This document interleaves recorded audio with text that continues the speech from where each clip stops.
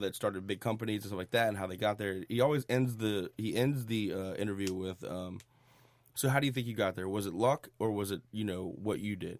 And most of the time, everybody says it's a little bit of both. You know what I mean? Yeah. There's only like one or two that'll go like, oh no, I did everything. You know what I mean? Yeah. And but it comes down to like timing and perseverance, and then that little bit of luck. So I think like with your situation, which is you had the perseverance. You're working hard. You're moving up the ladder, and you're creating this brand for yourself. Right. So that way you created the situation where when the luck showed up, you know what I mean? Right. It was perfect. It was like, this is the guy that I want to do it. And then you showed up and did what you needed to do, and then boom. The opportunity just became unfolds. Right. Yeah, it's incredible though how like these things happen. As long as you just keep driving and moving forward, exactly, these things happen. Which is like, again, like that's awesome for you. Yeah, I mean, just to speak to that, it's definitely 100%. It's divided by those two things, in my opinion. It's luck and it's hard work and the right place, right time. That falls into the luck side of it. Yeah, the timing. Yeah, timing is everything so, too. That could have been anyone who stepped in and decided that one, they were gonna do the right thing over the easier thing, and two, just right. Really but it just takes every day. It takes that character though, and then you obviously got it, and that's fucking awesome. I mean, I think it's incredible. Yeah, so congratulations to you on that. Thanks, I appreciate that. It's a work in progress, and anyone who wants to start a business out there, the first step is getting it started. Yeah, and just doing it. Fucking do it. Just do it. Pull the trigger. You got to get it going. And to that note, you'll have.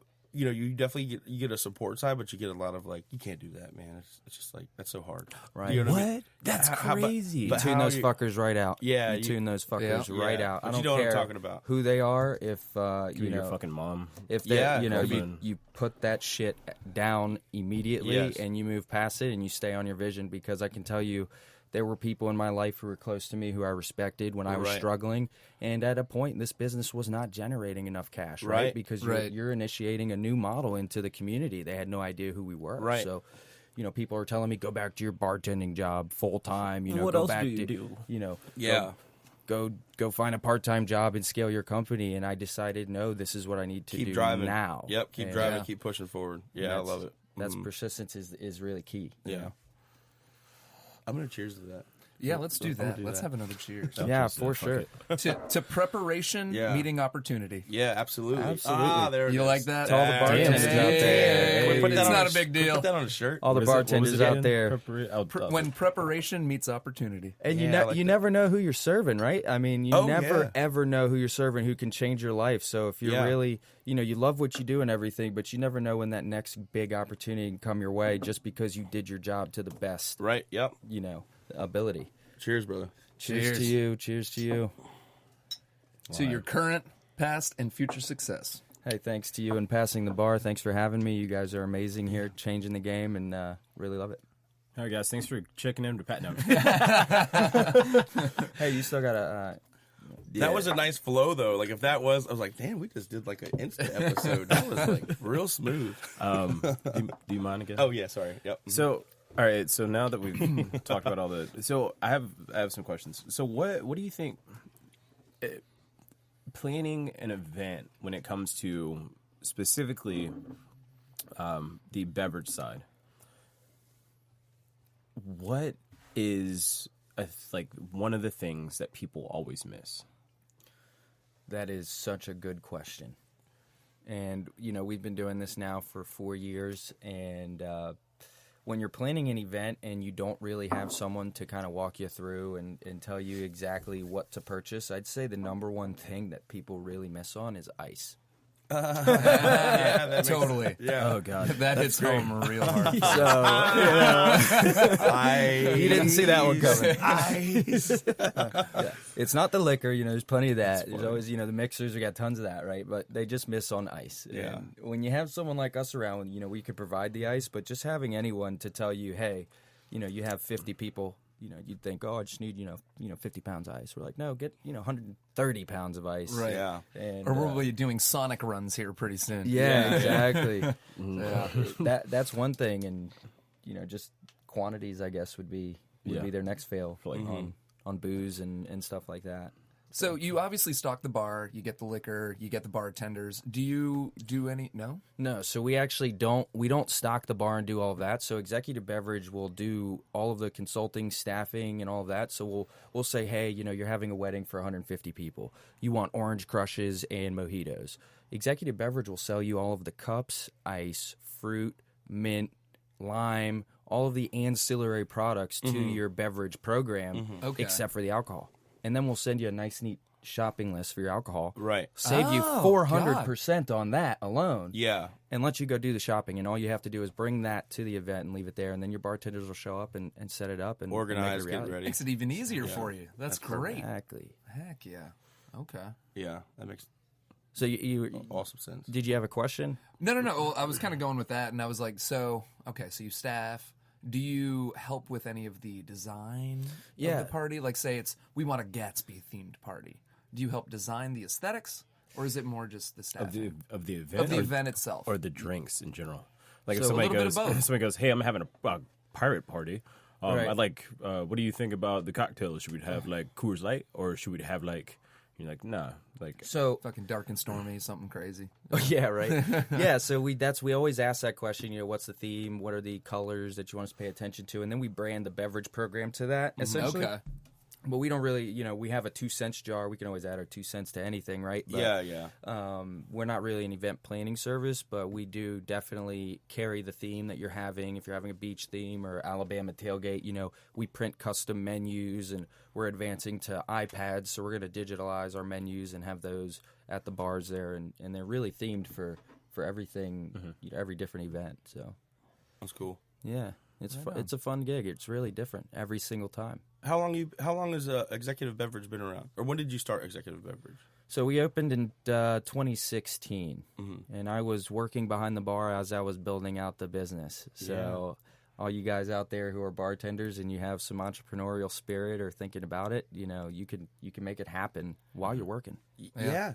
And so Going back to one of the benefits of being a bartender, you have free time during the day, And cash flow. Yeah, cash flow. And so cash flow. That $200 you spend at the bar every night, knowing that you're going to make it the next day. invest that motherfucker. Put it back into. You don't have to put it into Bitcoin or stocks, but put it into that's yourself. what Put it into into your idea. You're building an asset. Your net worth doesn't go up in your first year of building a business. That scales with your providing of services to the community and growing your business. Right. So it's an investment that you cultivate over time, and then in 5-10 years you have something that's worth talking about. Yeah. That's awesome. Do you miss bartending? Full time, I do actually. I actually do. The worst thing about it is my back.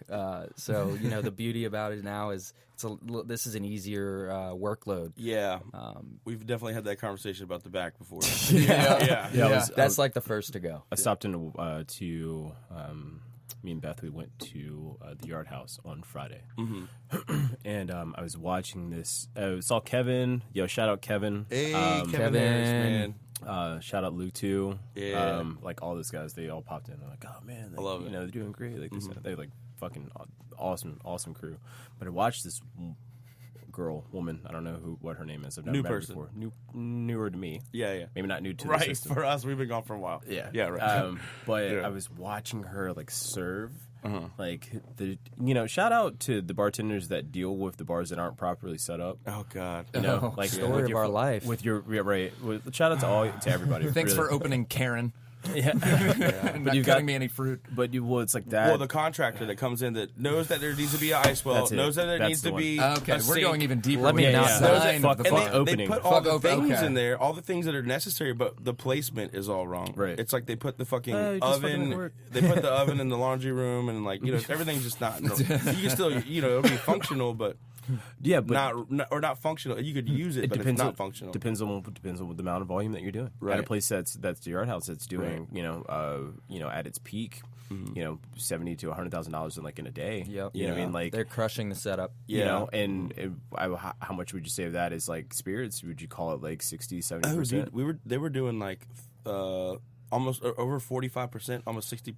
Like so And that's Spirits as a beer bar. Wow. well. So in the beginning, like they were running into issue where like we were selling more alcohol Than food. than we should. Yeah, than we should have been. And it was Really? like, and we were like, fuck, we got to do something about. Like I remember Jackie being like, this is not good. We're gonna get in trouble. You know, I mean, any other state, it's not a big deal, but I've Or heard of Virginia, yeah. or For sure. Virginia, yeah. Now, don't you write that off as a catering expense, or you go and sell some food catering? So you know? yeah. So, Dude, that guy get a Bud Light, I'm bring not in a call- bacon cheeseburger. I'm not calling any bars out, you know, that are in the area or down at the ocean front. You know what I mean? But there are places Sell where a ton of food real quick. you just gotta kind of fudge the, you know. Look, man. Well, so I'm absolutely like I don't. I'm not hating. So Hey, sometimes you got to sell stuff. Yeah. once again, coming from like the prohibition times and the fucking Yeah. stupid old laws that we have that are in town, Yeah. that are not only in town but could be, you know what I mean, at other places. And I'm sure, like Virginia specifically, you have to sell large percent of food to incorporate. Is it a 60-40? I think it's it is. 60. It's Yeah, 60-40 or like 30-70 or something. It's like definitely 60-40. Yeah. It's something higher. check 37. No 70. shit. Yeah, but like my point is, Yeah, 60-40. 40% I believe- food. I believe Yeah, that yeah. every place should have food, you know what I'm saying? But like, I mean, god damn it, 60-40, and then you know you get real close to that kind of like, you know, I think it just protects the integrity of the Commonwealth in their eyes. You know, Yeah, they're like right. protecting the Commonwealth. Well, they're in that old. know. Well, They're it's in that just old. driving. You you think yeah, it's, yeah. do you feel like it's driving up food prices also though? You know what I'm saying? People are gonna eat. You know what I mean? It's like there's no Right, but People are gonna eat. We all just. I we're get gonna what you're eat. saying Yeah. though, because Right, if you so- have to reach a certain percentage in saying your food driving up- sales, obviously you're going to raise up your food, especially if you driving have up a food limited to menu. 10%. Oh, that I for could us. sell more out. You know what I'm saying? Right. So if there wasn't this thing, then we wouldn't have these like Astronomical food $14 prices. burgers and shit. And, like and that's that. what Yeah. I miss about California. Yeah.